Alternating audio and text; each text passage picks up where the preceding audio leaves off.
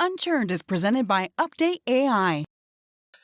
How many customers have churned even though they had high usage? But wait, we had a warning. There was high usage. And the reality was whatever outcome they were trying to drive in their business, regardless of high usage of the product, they didn't get there or they didn't associate using your product with that. And I think in the world of agentic, that's much clearer. It either does or does not. Like I read an article at some point, which is like, we used to think it, which of our accounts are red, yellow, or green?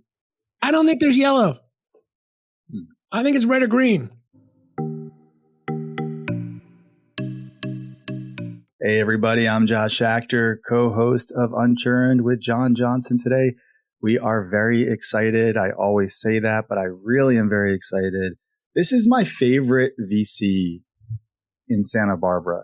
No, actually, in the world. It's the only VC in Santa Barbara. That's why that was the joke, Brett. Yes. Yeah, they got it. Just like John is my favorite co-host on this episode. So, but Brett actually is. And I don't know what Brett feels about me. I know I annoy him, but in like a little brother way where he kind of. We're about to find out. Yeah, we're going to find out. He's just sitting there like staring at me like, where the fuck are you going with this, Josh? But the guy's super wise. He's also on like, I think 52 boards right now. But he just knows the SaaS economy, better than anybody and has really kind of gotten deep into AI, more than any other VC that I know. So Brett, don't let us down. Thank you for being on this podcast again. You were here about 6-9 months ago, I think. Thank you for taking the time. It's my pleasure, John. We won't take that as a euphemism. All right. So Brett, I told you this yesterday when we spoke. I have promoted your blog to many, many, many people because I truly believe it's really valuable. And you also agreed to that affiliate relationship. Yes. But it's Tales from the Bonfire. It's much easier to get paid by the word than it is to get DPI in a fund, but yes. Well, intelligence behind that. Yeah. Tales from the Bonfire, because Brett is a partner at Bonfire Ventures. Bonfire Ventures just raised, give or take, Brett, right? $250 million fund, and a new $250 million fund. Really cool stuff. Congratulations on that. And I follow your blog posts. They don't come out so often, right? But when they do, but it's funny. Everyone's like, I get people reach out. Did you stop writing? I'm like, folks, I have a full-time job. And also when I write, and it's long. I'm like, well, I write when I have an anxiety that I need to name. And if I have that anxiety, then founders have the same anxiety, investors have the same anxiety. And then despite Anthropic helps me, it takes a while to put down in words what that anxiety is. But yes, So this article from this week. Every couple months I'll write something. Yes. And I like it. Every couple months you're profound. Yeah. So this came out on March 22nd, and like it immediately resonated with me, right?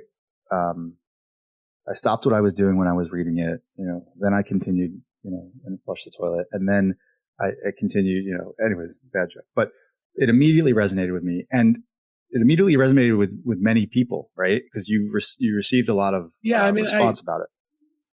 I get a lot of good responses in the articles, and it's also interesting in Substack. I can see who's looking at it and how quickly it makes its way through Silicon Valley.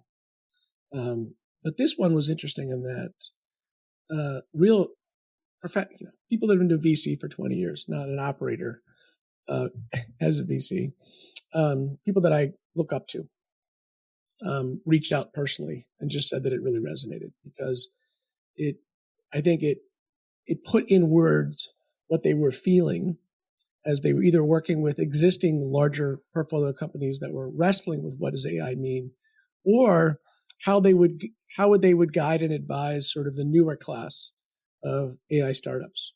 Because the playbook, whatever, if you go to your whatever chapter of whatever triple, double, burn multiple, whatever. Chapter where somebody's the chapter mean MVP. if you go to like the SaaS chapter head in Des Moines who tells you the playbook of SaaS and blah blah blah blah blah blah blah. Yeah. Ironically, most of those are run by nobody's ever done anything in their career at any meaningful company. But that's a separate conversation for another day. Yeah.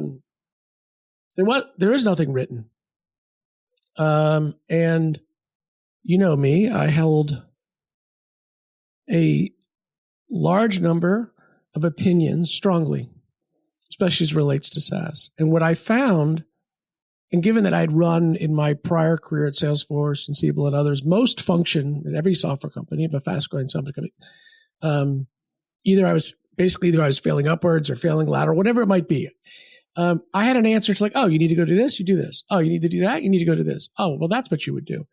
And I found more and more when a founder would ask me, I would pause and I'd be like, no, don't go do what I would tell you to do. Let's rethink this. And that's really fun and exciting.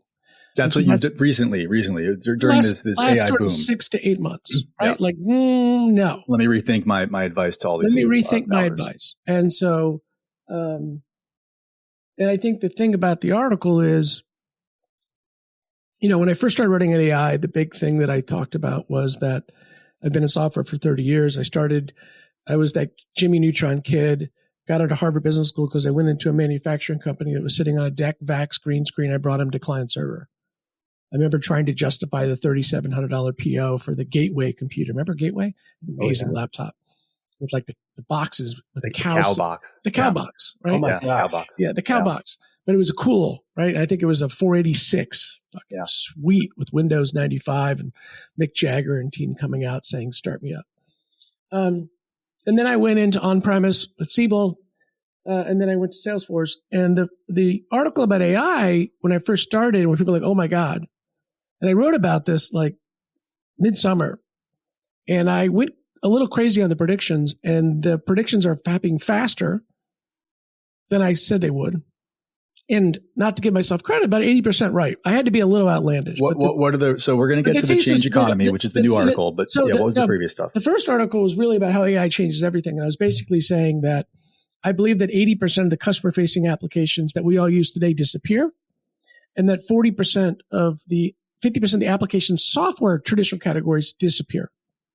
And it was basically because what was really cool, what AI really represented was, for the first time, if I really reflected on my career, none of the software that I peddled actually helped somebody do their job.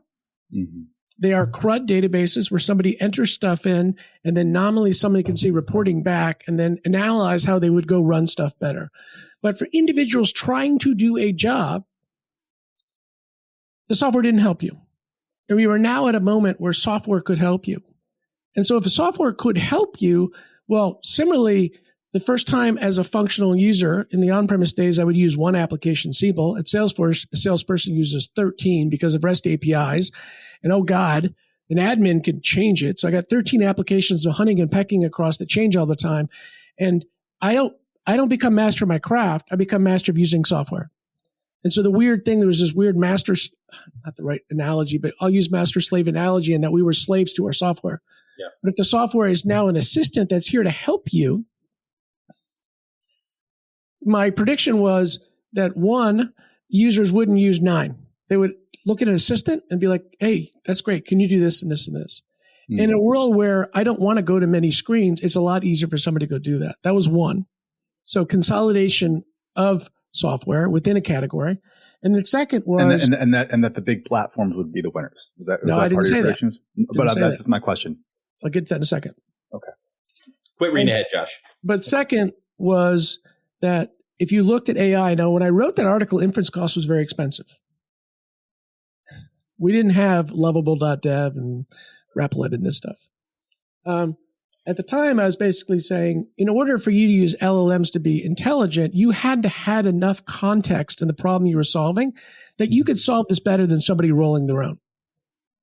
And so what I said was there were only certain categories where there were enough context that I would use your product off the market, or just roll my own on internal build, the return on internal build. And I predicted at the time that it was likely that Databricks or Snowflake would move up that stack. So I didn't invest in the agent building platforms And then we saw 2 days ago the $100 million relationship between Anthropic and Databricks to be the agent building platform. That was my prediction at the time. So that was great. And I think it's all true. What's become very interesting the last 6 months is inference cost has basically gone to zero. And so now what do you mean by that? What do you mean inference costs? I think I mean by that, in the past, we're using LLMs in the last 6 months and trying to tune it up and make sure your schema was right so that if you had an agent or agent experience, it was actually that helpful. Like if I asked you to do something, you could do meaningful work on my behalf. Inference, the cost of using the LLM was expensive. And so you would try to figure out the minimum set of prompts where you were consuming tokens to do that. But then DeepSeek came along and others, and the cost of inference has gone. I have one company was spending $500,000 a month in inference and now spending $7,200 a month. And they're not even bothering with doing 4 prompts. Let's do 100. Who fucking cares? Just iterate. So the thing that now is very clear, and I also said speed matters. I've been saying for the last 6 months, speed matters, because I'm watching my startups that are working kind of back in the day when I worked for Tom Siebel, where he would count the cars on the weekends. These people are working like 12 hours a day, and they're cranking, and they're innovating, and they're creating stuff that wasn't possible before because the LLM models were advancing so quickly that what they could do and solve for a customer would change like every 3 weeks. So instead of the old world of like, I know what needs to be done, I use Atlassian to go measure it and the rest of it, there are areas where customers, can you do this? Like, I don't fucking know. Right. And then you go to the lab and you, how about this? Oh, that's amazing. What does it cost? I have no idea. I just built this. I don't know. Like, so what this article is on is if I really think about my career, like what was I? What was I paid to do? I was paid to build and hire teams at scale to get the intersection of go-to-market and product right and scale that with the marketing, the demand gen, the sales team, the success, but in all of that world, your product innovated like once a year. At Salesforce, we would think of like Dreamforce, or you, John, you were at user testing, whatever the hell Andy's user Zoom, whatever the fucking conference was. But we'd always say like, well, we're on stage that once a year. What's the big unveil? Or Pandemonium at Todd, the big reveal. And so like you'd have like a long time to plan for this, right? But what I'm saying now is that your product and the value of your product is going to change every month. And it better. Yeah. Because your competitors were. And in that world, the way in which we've run software companies almost in every function isn't set up for that. Yep. And we need to think about that right now. And I'm seeing it in one of my companies. So the subtitle of your article is Evolving How You Run a Software Company When Your Software Evolves at Warp Speed. Correct. Yeah. I want to ask a couple questions, Brett, because, you're talking to Josh, the other founder. I'm not a founder. I see the need for founders, tech, all of that stuff to grow fast. What I don't see is when you're talking about running these software companies is getting marketing, CS, support, sales into the same DNA of an AI modeled company. Like you said earlier before we started recording about it's not just you have to be fast. Companies have to grow at the speed of AI. And there's a lot of companies that don't have AI, and they're going to get left behind, not just from a growth standpoint, but from an opportunity standpoint. How are you thinking through this change economy that is actually starting from the founder, from the build standpoint, and trickling it down to the rest of the organization? As an investor or as an advisor to founders? Advisor to founders. And Josh, listen. Well, I took the first swag of it in this article. It could have gone longer, which is what's very interesting to me is that product and teams have talked about jobs to be done framework for a long period of time, but they fail on it. Product fails on it. We don't market it that way. We don't sell in that way. What's interesting about an agentic product, whether it's... Why do we fail on it? You mean just we don't deliver on what we promise? Is that all? It's not the lingua franca across the company in the way we think about it. Like how many different kill sheets do you still? Oh, battle card. Oh, here's this feature for that feature. And at the end of the day, what's always been true, and at Salesforce and Siebel, we did this well. which was, look, at the end of the day, what's somebody trying to do? And can I convince them that what they're trying to do, I can help them improve that far better than somebody else. And they should do it now or they're screwed. That, if you really think about really good software companies, that's what they do. And then the question is, do you deliver on it, either through the product or success? And hopefully your product does well enough that you don't, try to blame success for everything and they've got to pick up the pieces. In the early days of most software companies, you overinvest in success because the product is crap until like Series A or B, and then you get them success to love the company before they actually love the product. But then the problem is you use success too much as a crutch, and you don't actually deliver on the product promise. What's interesting about AI is the product's an assistant. It's either doing work on behalf of an individual or instead of an individual. There's nowhere to hide. It either does or does not. And especially from a pricing model, if you're trying to move from pricing from seat-based licensing to some outcome licensing or some licensing based as a percentage of payroll. Because then I look at it as, it's no different. Should I hire this employee to do this job? And are they good at it? Or does the software do this job? And so within that world, what's great about that, one, I think it's great because it basically, you'll see the haves or have-nots hopefully quicker. You understand what's retention versus not. Like the concept of recurring revenue in an agentic world is probably the next thing I'm going to write on. Like, what are the new metrics to really think about this? It's very clarifying, which is, as an advisor, I basically say, write down the jobs that your customers care about to be done. Which of those do you do today? And how well do you do them? And why do you do them better to somebody else? And as you think about expanding quickly, because that's the other weird thing in this agentic world, is that you can quickly build a compound product much faster. Right? In the old world, I had to figure out and design 47 screens and schema and get the workflow and then get user testing to do user testing. And then all that didn't work. And then get Pendo on the back end to like put in some guides. You don't need all that. So there's no time. Then what are the additional jobs you would do for them that would be valuable to them? If you get to that construct, it then allows you very quickly to go, well, how would I move fast? Well, it means that you need to be communicating from a marketing and sales perspective very clearly what jobs you do to be done and why you do it better and what the value is. Your sales team need to people get into that. I don't need all this Miller Hyman, pink sheet, blue sheet, and the rest of it. Yeah. Like, get to the product very quickly. And then on the success side, where I think actually this is where the biggest rethink has to happen. And I'm having this with execs that were at very successful SaaS companies coming to this agentic world. And like, how do they rethink what success looks like? And don't give me this AM hunter farmer, nope. 17 people show up on a call like you work at friggin' IBM where you need to hire a facilitator or some, you remember these meetings where there's a third party facilitator for a meeting? Like, what the hell is this?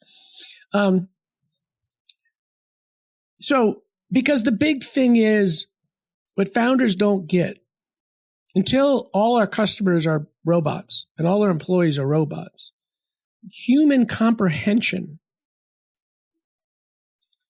of understanding and getting to competency, either in marketing or selling or deploying to a customer, or a customer's own ability to take advantage of what new things that can be done. We're not robots, right? So, I'm kind of forcing them, and I say in the article, and look, for years, founders would be like, when do you ship? I ship daily. I'm like, stop.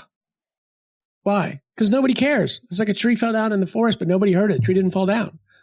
So I'm actually forcing them, and they were mad then, and then they moved to quarterly because they realized they couldn't do the cadence. And I'm like, look, at least monthly, let's do a refresh. One day a month, shut the company down. Let's do a refresh. What's new? What do we do? How are we updating our messaging? How do we get our customers educated, et cetera? Because doing a bunch of innovation, when you're selling to corporate clients, if you're delivering it faster than they can consume it, then you get no credit.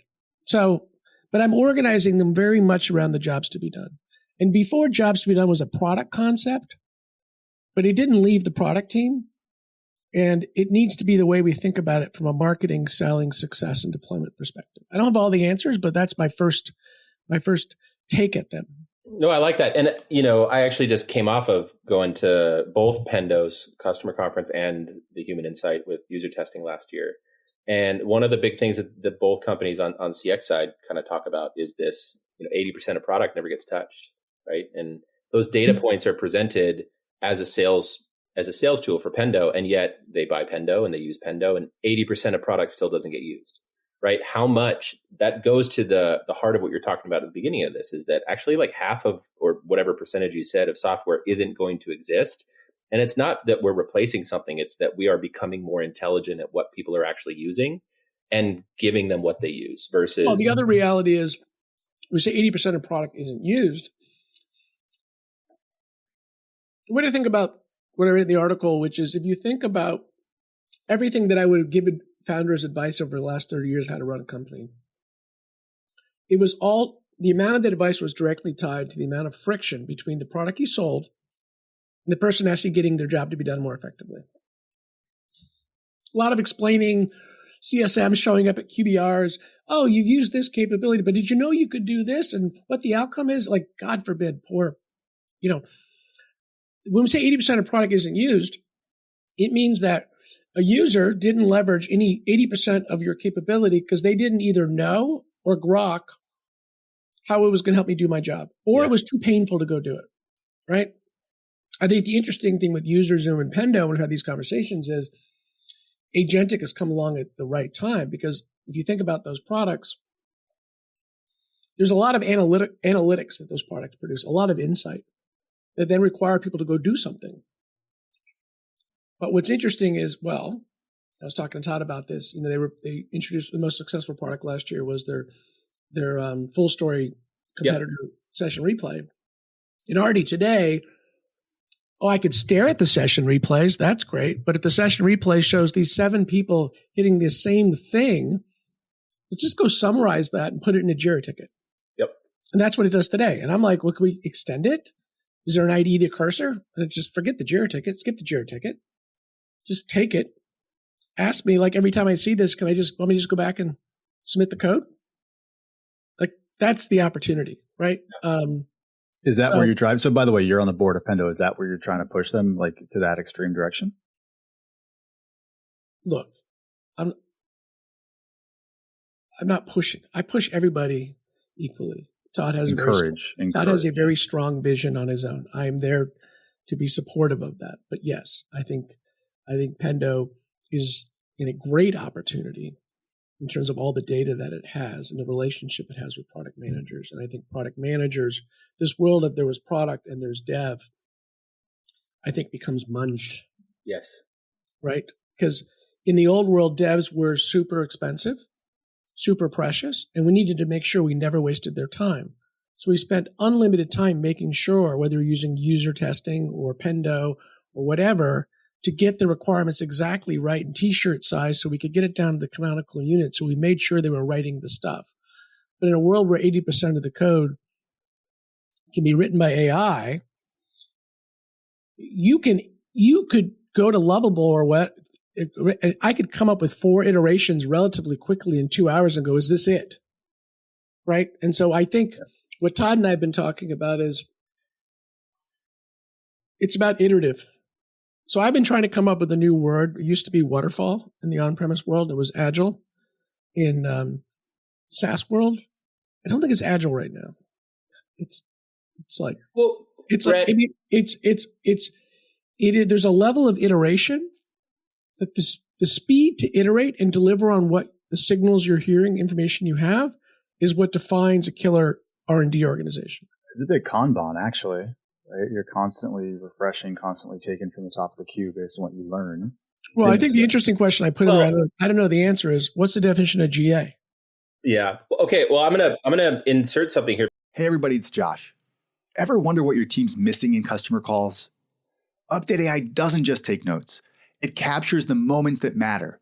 It auto-builds account plans, spots risk and upsell signals, and surfaces the themes your execs actually ask for. It's what top revenue teams are using to stay ahead. Message me at josh@update.ai.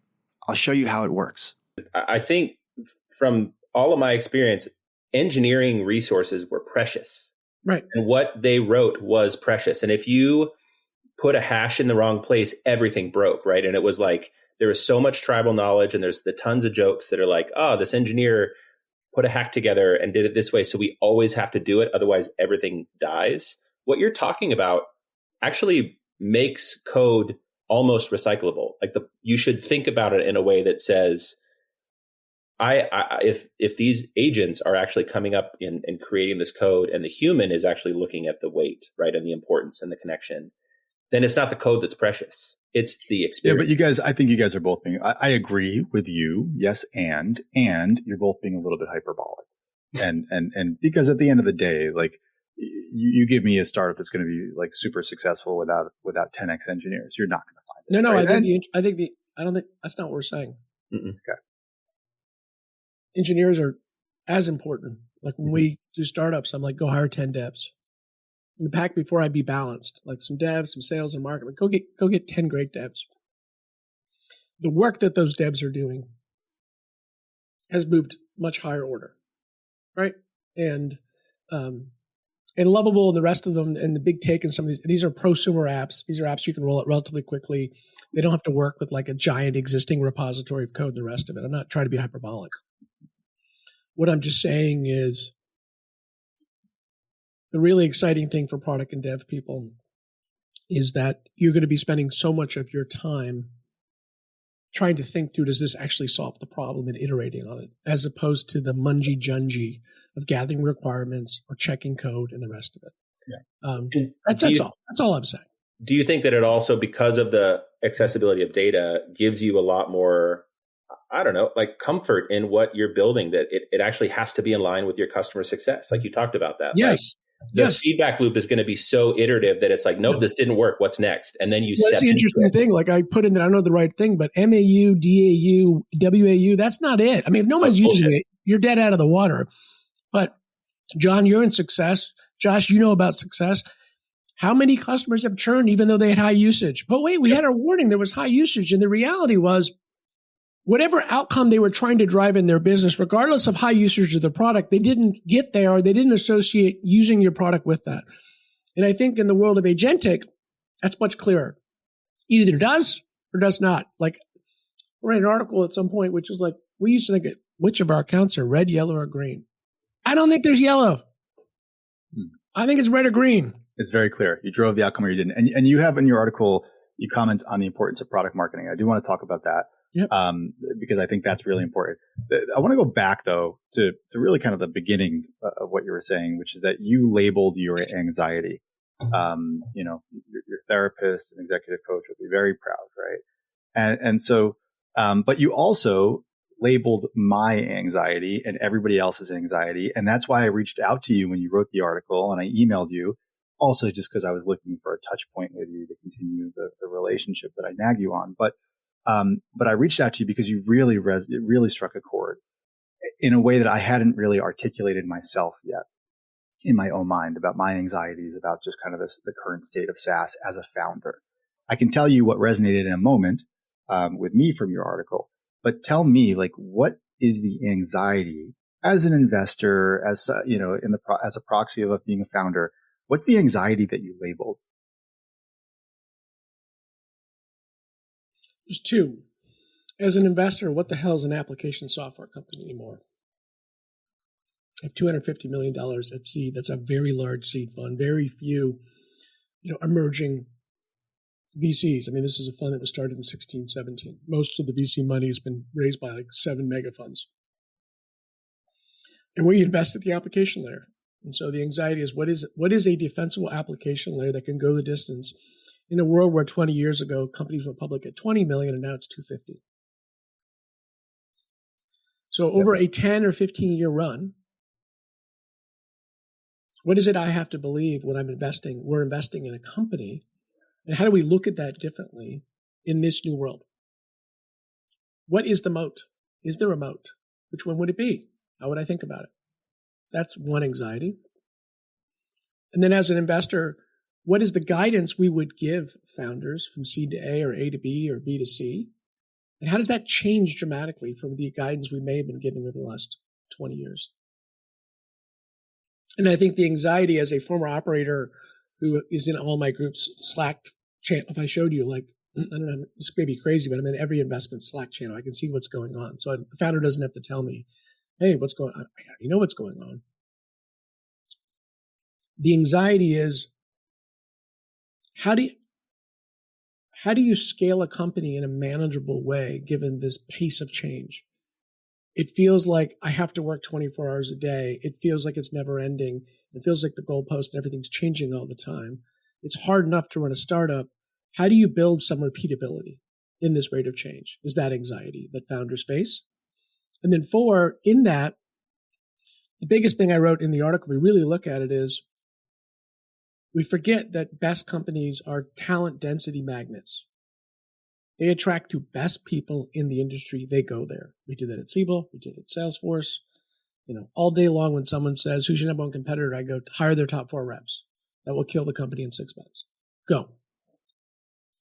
What then are we hiring for? Because if you hire somebody who's been doing the SaaS playbook for 20 years and isn't looking from a first principles perspective, yes, they know leadership and the rest, but they may execute yesterday's playbook that's irrelevant today. When I bring in a kid who has no experience and doesn't have any confidence, how do I think through that? And so then how do we think through what's the blend of talent? How are we managing that talent? And then similarly in a world that changes that quickly, I have a management cadence for companies that quarterly, that's great. I think it's probably best out there. It's the V2 Mom framework. What's that new management cadence? And then the last one is, our companies can only grow as fast as the rate of growth of the founders.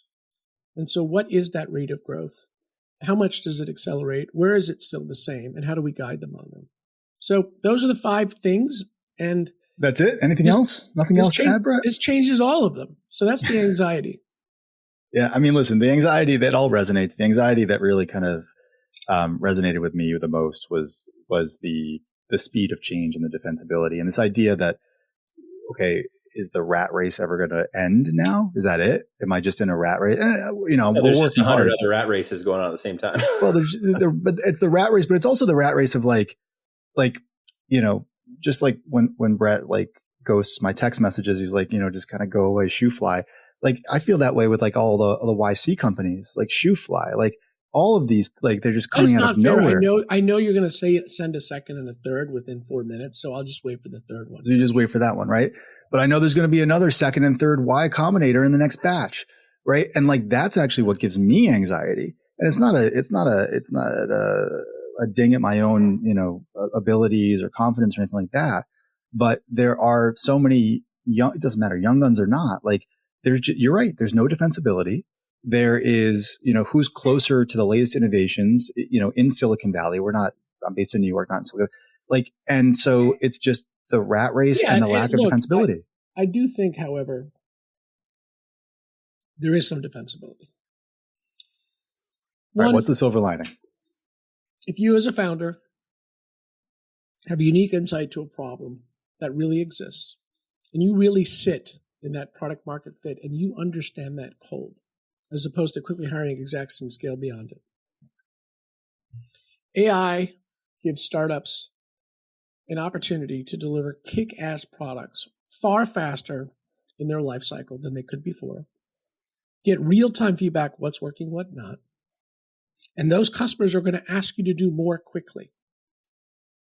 And there is an opportunity for winner take all. That who moves smarter and faster and has people around them with customers and continues solves these problems and solves more problems for them and delivers on the promise,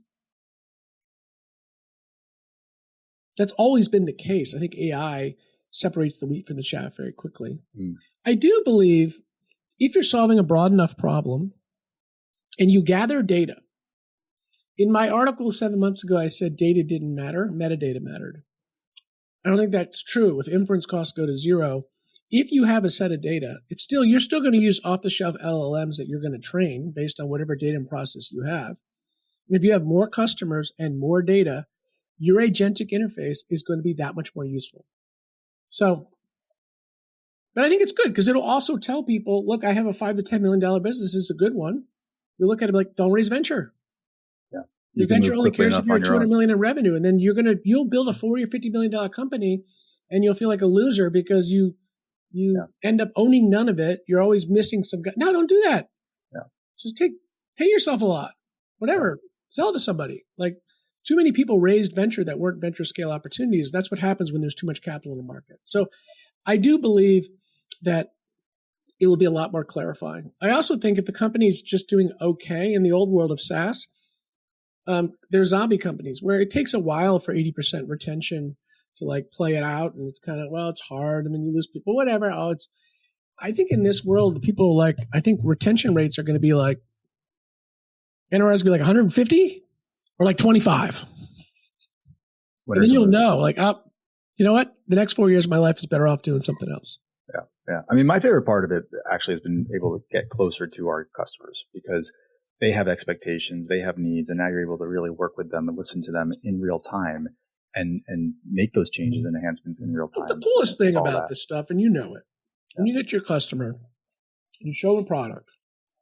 In that moment, they look at you and go, they go like, Josh, what the fuck is that? That doesn't work. You're like, no, it doesn't work. That doesn't work. It can't actually do that. No, it actually does. No way. Get out of here. That's awesome.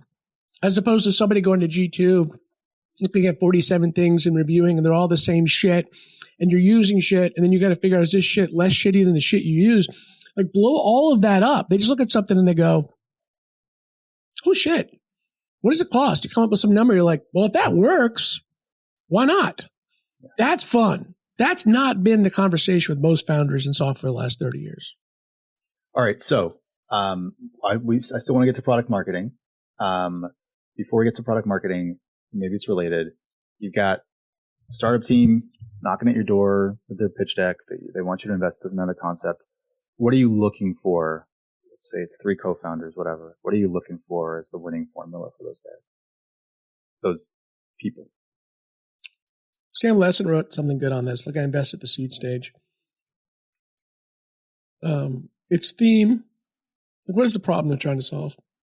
Like, do I believe this is like a big problem that hasn't been solved effectively? And it's the team. Like, is this a kick-ass team? Is this a team that's going to go hard? And they're going to be a talent magnet and a customer magnet. And they're going to be gritty and iterative and won't stop. And I actually look for crazy people. And the key is to figure out if they're good crazy or bad crazy. And our best investments were people where we had that question. A little crazy, but if they're good crazy, they're awesome. These are the type do you at the IC table, do you literally talk, are they a little crazy? Are they a little out there? I do. Because the ones where I bet that were crazy and turn out to be good crazy, these are the founders who call you on a weekend and be like, look, my company's grown here. I want to 4X it, but I'm a leader and fucking up. I'm not the leader the company needs to be to get there. What should I do? Which is much better than going to a board meeting where somebody's doing performance theater and there's an appendix of 40 slides and you can see the business is clearly struggling and there's some kind of like board dance that everything's okay. And then at the board, you got to be like, you have to figure out the nice way of saying like, what the fuck are you doing? Right. But that's always a struggle. So that's what I look at. I think the big difference now is at seed the last 20 years, you're never looking at an amazing product in B2B software, right? Because it's like 3 to 5 people. They got an engineer. There's some basic wedge. And then you got to believe that they're going to hire engineers and then they're going to go do this. But at seed now, show me the product. I get amazing products that I look at seed. And revenue, I take it. We invest generally when there's 300 to 500,000 in revenue. We need to see enough because we believe a Series A is you got to be at 3 to 4 million in revenue. So like if it's too early, is that what it is now? 3 to 4 million? That's what we're doing, right? If we can get to 3 to 4, because you have to understand the later stage funds have raised so much money that what they're underwriting to, they're not underwriting to $100 million revenue outcome. They're underwriting to 250, 500, et cetera. And so, especially in the AI world, we need to understand, is this revenue vibey? Churny? People just, oh, this sounds good. It's an experiment. Or is this like enduring revenue that you can deliver on? And so, and the beginnings of a sales and marketing or acquisition and retention motion with numbers that make sense. Because It used to be in Series A, you would give somebody 10 to 15 million and you were investing in something that worked where you get some level of return. So that's what I look at. I look at theme, person, and product. And on the product side, and if they don't have a very strong thesis about how they're leveraging AI to deliver something fundamentally better, can't look at it. Can't be like, here's some deck and, oh, by the way, agents and some slide. And then we're going to do agents. Like, no. Because if that's the case, they're not even thinking of integration correctly. Like the coolest thing right now, if you really go study like OpenAI Operator and Anthropic MCP, in the old world, it'd be like, oh, I got this thing, but it has to integrate into this part that they're using, but I can't get their API unless they pay the $50K, or it's a closed API. That shit's all gone. For many of my customers, they just log in using OpenAI. If it's not doesn't need HIPAA, OpenAI Operator can log in on behalf of your user and use that other application as if they were using your application. Yep. Or if I need to integrate to things that have integrated to Anthropic MCP, not only does my agent understand how to answer a question within my database or do a job within my metadata, it can do long form. It can, if it's something that needs to go across other applications, my agent can now do that. You can build new, amazing, beautiful applications that add value to people that could never be built before. So that's what I look for very early. Like, do you have an amazing product? Can I talk to 3 to 5 customers like, this is the greatest thing since sliced bread? All right, listen, my last question here. I'll cut you off quickly because I know we got to run in a second. Yeah. And like you said, how can you talk to your customers like it's the greatest thing since sliced bread? We talked a lot about like jobs to be done, and now we're finally really solving the jobs to be done through these workflows. And you write in your article here that companies should invest disproportionately in product marketing talent. Product marketing becomes 5x more important in this world of AI. The best winners, including Anthropic, have the best of the best in the industry. Explain. In a world in which writing code is easier, for you to win, you have to be better at explaining to the people you're trying to sell to why your product answers 3 questions. Why this? Why should I even bother looking at this? If you don't do that, you're not going to have a stage 1 opportunity. It's going to be lost to no opportunity. It doesn't make any sense for them to dig in. It doesn't get to like stage 2 or 3. Why you? Why do you solve this job better than others? Then you don't get to VOC. And then the most frustrating, why now? Because I hate being in VOC deals that keep slipping and slipping. So why now? And if you can explain those 3 things really well, you're going to dominate. And, oh, by the way, that has to change every month. Not only what you do, but you also have to just what everybody else is doing, because it all has to be relative and differentiated. Seems to me product marketing and enablement will become really, really important. Really, really important. How do folks follow you, Brett? What's the best way? You want to give them your cell so they can text you like I do? What's the best way to keep in touch with your wisdom? I'm on LinkedIn. You can follow me on LinkedIn. If you've got a startup that you want that's got some traction where you believe it fits those criteria, you can email me at brett@bonfirevc.com. I do respond to cold inbound. This whole world of like, I'm only taking something from someone that's a referral from somebody I know. Like if somebody writes something meaningful, because I leverage AI to go through my inbox. It's not as bad as an ATS screening everybody out, but I try to be as responsive as possible. And if we talk, if it doesn't work, it's not a fit, because I only do like 2 to 3 investments a year out of like 1,000 people I talk to. I'll do my best to be helpful and give you guidance on what you should do. If you don't think it is condescending, but understand from where it comes from as a former founder. And everybody follow Brett's blog. It's a fun blog. It is. It's a fun blog. Well, let us know, Brett, when you productize the Brett Queener LLM for us to. Yeah, the GPT. Anyways, I appreciate it, guys. Thank you.